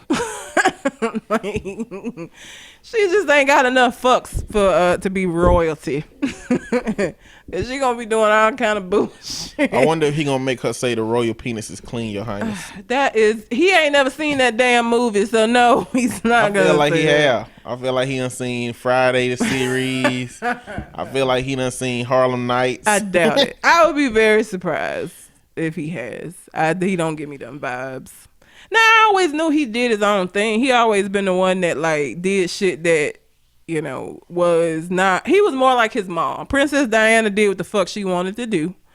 For me, he's always been a lot more like his mom than William. William, and probably because of the position he was born into, he knew from the time he was born that he was destined to be king. That was what his goal was, that he had to act accordingly, and so it wasn't a lot of room for him to be fucking up. Harry didn't give a fuck. Harry was gonna do what he wanted to do. He was a lot more like his mom. He was already born knowing he wasn't gonna be shit. Harry, in comparison. Yeah. Scar. I'm telling you, this is Scar. It's a Scar. The only way for Harry to become king would be to do what Scar did. Scar killed his brother and attempted to kill his nephew. We can't call him Scar until he tried to do that shit. We can't call him Scar until he tried to do that shit. I mean, he's just in the same position as Scar. I don't know any other family.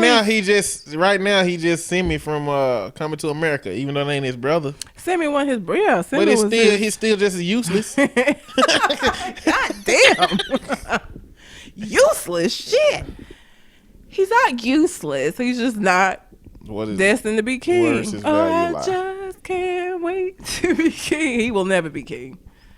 Yeah, but you do know that Simba was singing for his father's demise. Yeah. Right. He didn't realize that when he was singing I'm it, but just saying. essentially. I can't wait till you be king. Let's make it happen. Well, shit, even William Murder. got a while because Queen Elizabeth is still alive, so she got to die. Then William daddy, Charles, is going to become king. He got to wait for both of them to die before he even become king himself, so William got a little while. Queen might be on her way out, but Charles got a little life left in him. So he's still 2 away from becoming king. Harry just happens to be 5 away instead of 2. And it was 4 until they just had that little girl, Charlotte, and so now he 5 away. And I think Kate pregnant again, so he finna be number 6. I bet Prince Charles cry every time he see that part of Lion King. I just can't wait to be king. He waiting for his mama to die. Charles is. That's a sad position to be in. So right now, Charles is Simba, waiting on his mama to die. And she is Mufasa. Yes. Okay. Yep. Cause it'll be her, Charles. He ain't got no William. scar. Did he have siblings? I don't know. That's what I'm saying. The siblings don't get no shine. So if Charles does have siblings, we don't hear about their ass same way. When this shit die down with Harry, we ain't gonna hear nothing about Harry. Cause you don't hear nothing about the siblings cause they don't matter. And if they were gonna do something, they won't wait till he was 60. No. Well, this would be the opportune time to do something to him because Queen about to die. So Let's see well, what- no, it don't matter. They in the same position as Harry. Even if they killed Charles, it goes to William. It ain't gonna go to them. They would have to kill William, all the William kids, and Harry. He's 69. Charles? His mama 91. Mm-hmm. Yeah. Damn. So if he had a sibling, his sibling would have to kill Charles, William's kids, and Harry before he would be able to come. He further down than fucking Harry is. If Prince Charles has a brother, his brother is further down than Harry. Damn. Yeah. I'm not really sure why it go like if the firstborn son and then it goes to his family instead of the secondborn son, but that's just how the lineage works apparently. Because it was the same way on Lion King. When Mufasa died, it was supposed to go to Simba, not Scar. That's why Scar was so mad when Simba was born, because before Simba, if he had killed Mufasa, he'd have been in there. But he had to kill 2 folks because Mufasa and Sarabi went and had Simba. That's why he ain't go to the birth, because he ain't give a fuck. He knew he wasn't going to get to be king now. Until he did that old fucked up shit and tossed his brother off a cliff. I don't know if I could do that. Do what? Toss my brother off a cliff. You know how the motivation is. I mean, I just feel like being king or queen, it come with too much shit. You too responsible for shit. You were responsible for a whole fucking kingdom. And Scar fucked that shit up. When he became king, wasn't no food. Like that, it hadn't rained and shit. Like they was fucked up. He fucked it all up to shit. He was not meant to be king. He was just not prepared. He was too devious. And then he got into bed with the hyenas, and the hyenas was fucking up shit. It was just too much. I wouldn't want to be queen. It's too much. If my brother was king, all right, nigga, you can have that shit. It just seemed like it would be too much stress. I bet. So I bet it is. What am I gonna talk about, man? I don't know. Russell Simmons and Matt Lauer are the 2 most recent men to go down in a chain of a bunch of people that's been going down for sexual allegations. Matt Lauer surprised me. Only not because I think he's above sexual harassment, because they fired his ass. Like, they didn't say he's under investigation, he's suspended upon investigation. They fired this nigga. But that only happens in politics. That only happens in politics. That surprised me. Well, ain't nobody in the entertainment industry been fired. Giving them benefits of the they doubt. haven't. Is that so? That surprised me when they said he had been fired. No, a lot of people been fired. Now he wasn't fired. He was fired quicker than most. Who's been fired?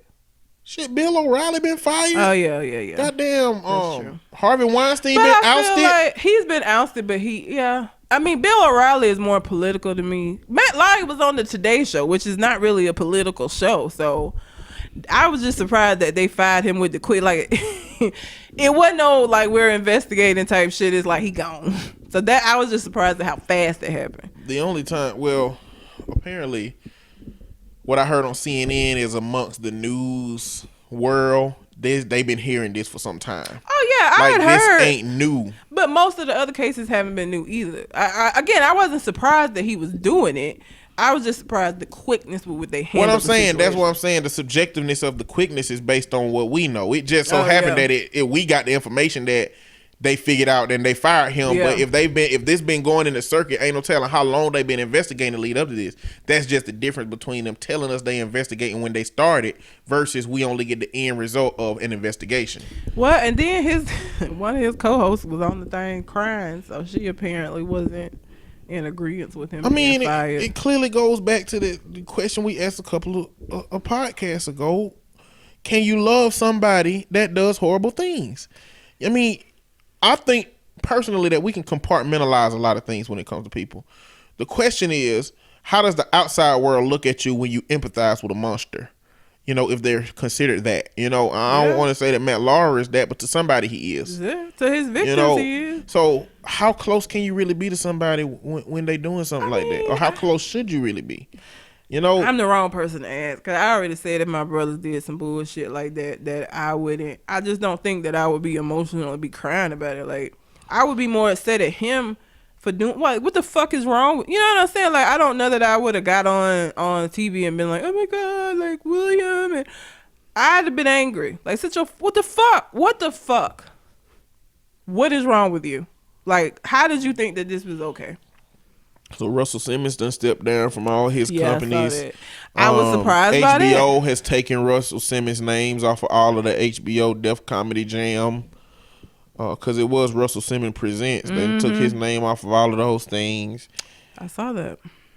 I was surprised by that too. Because a couple of weeks ago that it had come out that there was somebody, and he denied it and said, oh, it's not true. And then this week he was like, I'm stepping down. I was like, okay. All right. Because the new report is worse. The new report of the girl happened when she was like 17 in 1997. And then he said something about it.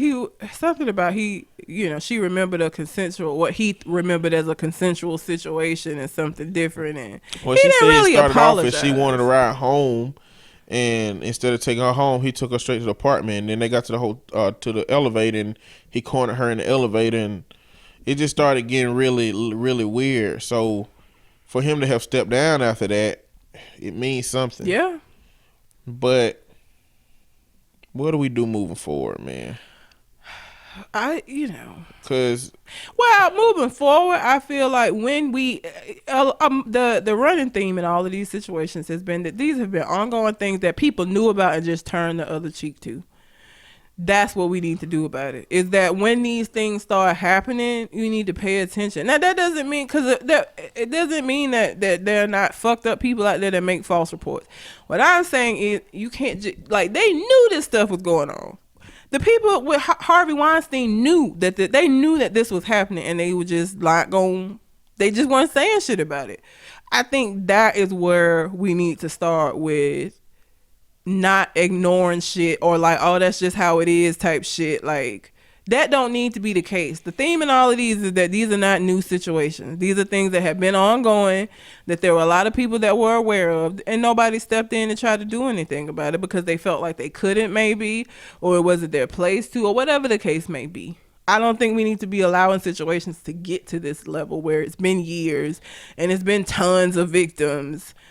Moving forward, I think that allegations need to be taken seriously and investigated when they happen.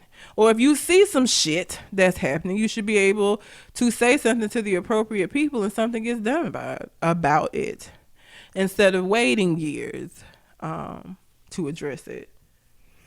No, the only reason people ever wait years is because they don't believe that something will be done about it. No, I'm not talking about the people waiting years. I'm saying we, the people who take these situations and oust Harvey Weinstein or fire Matt Lauer, those people don't need to be waiting. They need to do something about it when these incidents happen. I get why the victims wait, But the people in power who have the ability to do something about it, they don't need to be waiting or just like, you mean the people who aren't the perpetrators? Yes. The people around them who That know what's see, going on. yes. Those are the people that don't need to wait. Like, obviously, I get why the victims were waiting because, yeah, when they felt like they weren't going to be believed, and a lot of times they were right, they wouldn't have been believed. So I think that's the part that needs to change, is that people need to be able to feel comfortable to come forward and that something will be done about it. Especially if you got 5-6 people coming telling you the same shit. Like, like, what the fuck? You just... Like I said, and especially with Harvey Weinstein case, there was too many people who knew for a fact that this stuff was going on, and they looked the other way. That's the part that needs to change. Yeah. So, hopefully this is the last time I had to talk about this nigga. Tyrese posted this long... First off, Tyrese is an idiot, so no. It's not the last time you're going to be talking about Tyrese, but continue. Where we at? Do I have time to read this? Yeah. All right, I'm just going to read what he said so that we can talk about it. So just kind of make a mental note of anything you want to address. Have you read this? Yep. Let's get this all off the table. A few weeks back, while stressed, and of course, as I was embarrassingly spoke on this, I was advised to use some psych meds called Rexulti. Is that how you say it? Don't know. Rexulti, and I did some really stupid things publicly and privately that would take me a while to recover from.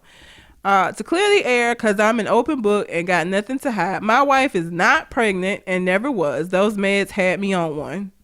I owe no one any money on any level. Matter of fact, I just took care of both of my lawyers fully, $180K for my lawyer and almost $20K for Shayla's lawyer. I could never give what I don't have. Smart folks do the math. And I've already mentioned that there were a few talks with the Smiths, and those meds made me jump out there and speak on monies that never came in. I've already, again, apologized to them privately and publicly for everything. I'm traveling because I can afford to, and I'm out there, and I'm not out here hosting parties because you haven't seen me post anything. I'm out here handling business, long awaited business, Voltron business. After being 100% exonerated, my name is cleared of 10 years of lies and allegations that I'm very happy to move away from. It's that I have a movie documentary coming. From the moment it all happened, I hired a camera crew to follow me around and capture every moment. I apologize again for what happened privately and publicly, and I know the jokes have been flying and will continue to fly, and I'm okay with it. I'm a big boy with thick skin. No one, I repeat, no one has flown me around. I've arranged and made these moves myself. That fast bag would have been nice, of course, but that's life, right? The real fathers and hustlers understand that it's whatever it takes to get shit done. Feel free to take my words and pick them all apart. That's my story and my truth, and that will never change. Again, I apologize to those of you that I've let down from the way this all looks, but we live and learn, and I've learned a lot. So for my so-called loved ones who went out of there to step on me while I was down, I know exactly who you are. I seen everything. I love you too. This is my last post about the past. Let's move on, shall we? Hashtag daddy-daughter season. Hashtag Capricorn. I still think he abused them folks. I do too.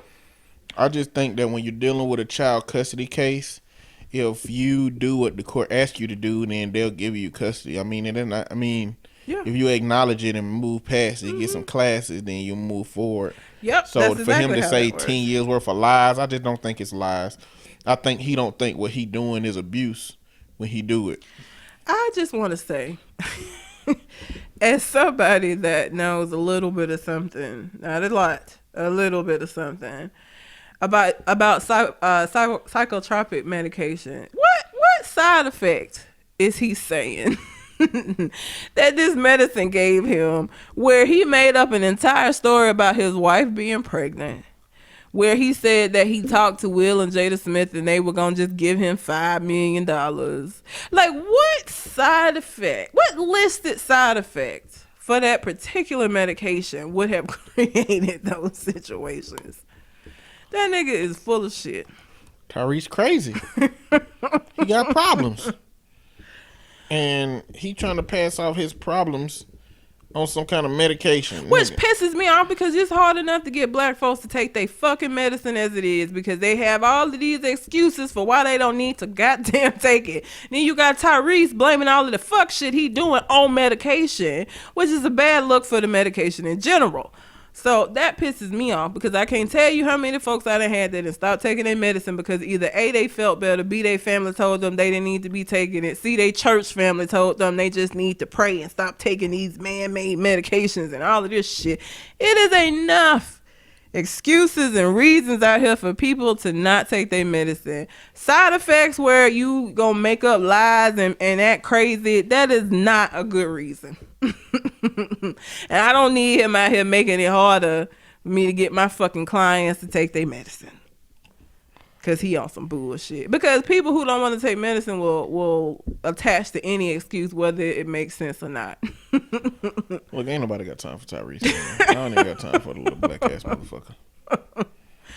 Tyrese is an instance of I don't really need to know the personal lives of the celebrities that I like. I was a fan of Sweet Lady Tyrese. I was. And as time went on, what fucked me up was I followed that nigga on Twitter. And I started seeing how stupid he was. And it just went downhill from there. Prior to me following him on Twitter, like I just thought he sang, he did a little acting, he was cool, right? Followed him on Twitter and saw him trying to give out all of this advice on things he don't have no fucking clue about what he's talking about. And I was just like, oh, Twitter ruined Tyrese for me. Street corner philosopher. Oh my God. No, Tyrese ruined Tyrese for your ass. But I wouldn't have got never nothing to do with known. Twitter. I wouldn't have known without Twitter that was the case. Then he do him and Reverend Ron did a book and shit. Like it was just too much. Like it was too much. Like nigga, hush. I don't need to know that you stupid. I just need to enjoy your music and maybe your acting, depending on what movie it is. I wasn't a fan of Baby Boy, and I know I'm in the minority on that, but I wasn't. I didn't enjoy that movie. I thought it was stupid. All I remember is him getting choked up by Ving Rhames. That's all I want to remember from that movie. I just hate it. Was a terrible movie. I remember him being in the house when when Snoop got out of jail and was staying with Taraji. That movie I don't get why people like it and why it's a cult classic, but whatever. I didn't need to know Tyrese was stupid. And I just, I don't know that he gonna bounce back from this. Like, he done done too much at this point. That he right, the jokes is still gonna fly, motherfucker. Like, and even this, they gonna make shit from this apology, from you talking about your medicine made you say your wife was pregnant when she wasn't. Like, nigga. Oh, nigga, hush. I was gonna say something about the rape allegations and all of that stuff. I was on I talked about it last week, I think. I watched the Bill Cosby show last week.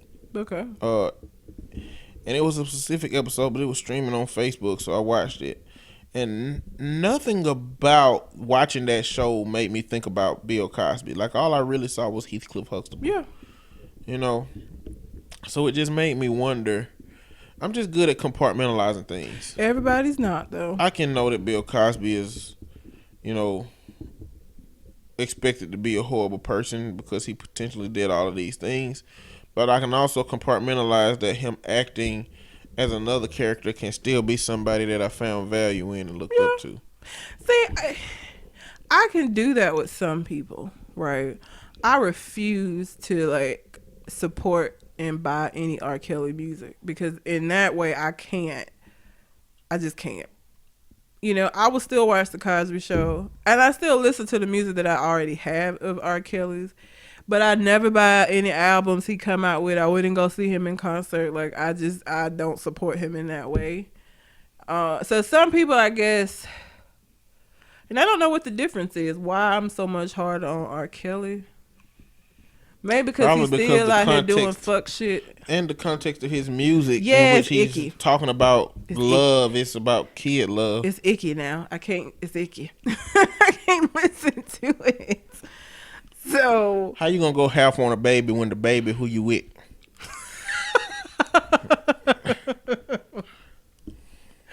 That need to be a hashtag or a shirt. I mean, maybe the song wasn't talking about going half on a child. Maybe it was going half on his age with a damn God. girlfriend. Yeah, I can't with R. Kelly. Like there are certain people that I can't separate what they did from like their art, and R. Kelly is one of those people. Like I can't fucking do it. I'm sorry. I just Now I want to go watch the Boondock episode, the trial of Robert Kelly. And I was standing outside, and she stepped on my foot, and I said, "Bitch." I don't know. But that's all I got, though. I don't have anything else. That was it. Anything else on your mind? Nothing else on your mind? No. All right. Well, until we come to the next conversation, We out. holla.